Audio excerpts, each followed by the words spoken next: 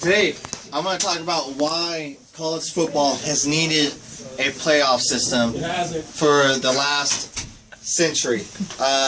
This year is actually the first year where they're going to implement the playoff system. Granted, it's a 4-team playoff system, but it's still a step into the right direction. For the last 4 decades, they've done a BCS system, a bowl championship series, where a group of guys, basically the top 2 teams that play in the national championship, they have to be pretty much undefeated to even get in, or be a winner of one of the big conferences like the Big 12, the SEC, the Pac-12. Last few years, it's really just been the SEC that's been in the national championship. Well, being a playoff system, the way they pick those teams is completely different. It's not based so much on your wins and loss records. It's based more on quality wins. Back in the BCS era, you could be undefeated, you could be 10-0 at the end of the year, but you barely beat teams that don't even have winning records. So it could be a team like Florida State playing a team like Florida Atlantic, who hasn't had a 500 record in 20 years, and beating them by a field goal, and them still get into the national championship game. Well, now, because of the playoff system, they base it off quality wins.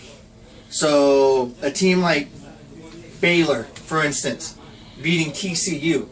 Baylor was ranked 7 at the time, TCU was ranked 8 at the time.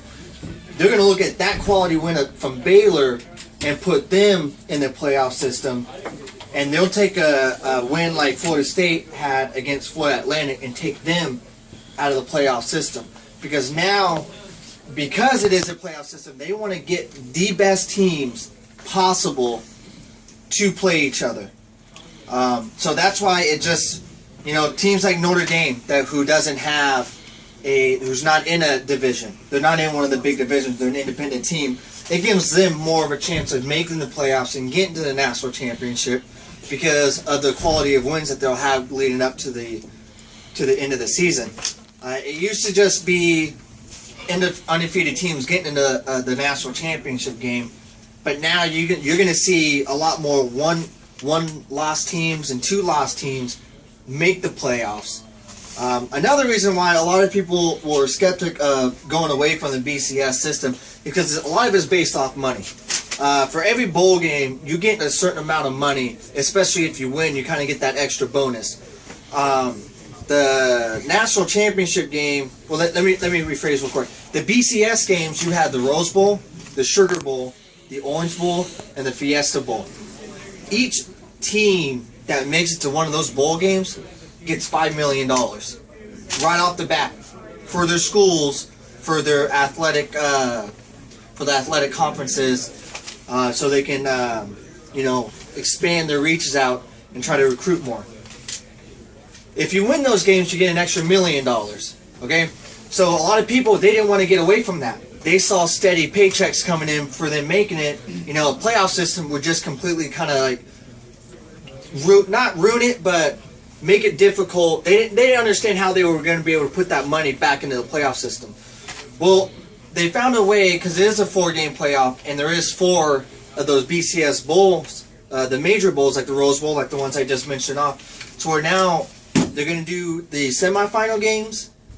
So the winners of those will go to the national championship, but they'll still get that paycheck afterwards. So it's nice how they've been able to kind of still factor that in.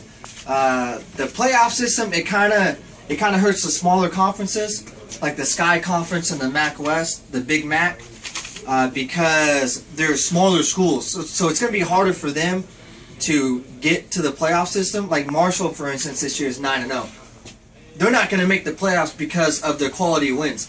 So it hurts them, but it's also going to benefit them in their recruiting, because now they're actually going to have to play the better teams like the SEC teams and the Pac-12 teams. So you're going to see a lot better competition throughout college football now because of this playoff system. The BCS, the smaller schools were just more worried about getting to a bowl game. Now they see a playoff and they're like, okay, we just need to get to that number 4 spot. Who do we need to play? Who do we need to beat to get there? So the playoff system is really going to benefit everybody. There are some downfalls to it. It's going to hurt the smaller conferences. You're going to see more bigger conferences. You're going to see more teams switch to the major conferences like SEC and Pac-12. And I keep mentioning them because those are pretty much the two best conferences out there right now. I mean, you still have the Big 12, but right now the Pac-12 and the SEC are the two major conferences with the better teams. But it's gonna benefit the game, and we're really gonna see it this year. And we've already seen it this year with the teams that are in the top 4 that wouldn't be there if it was a BCS system. So that's why I think everybody should get on board with the playoff system for college football.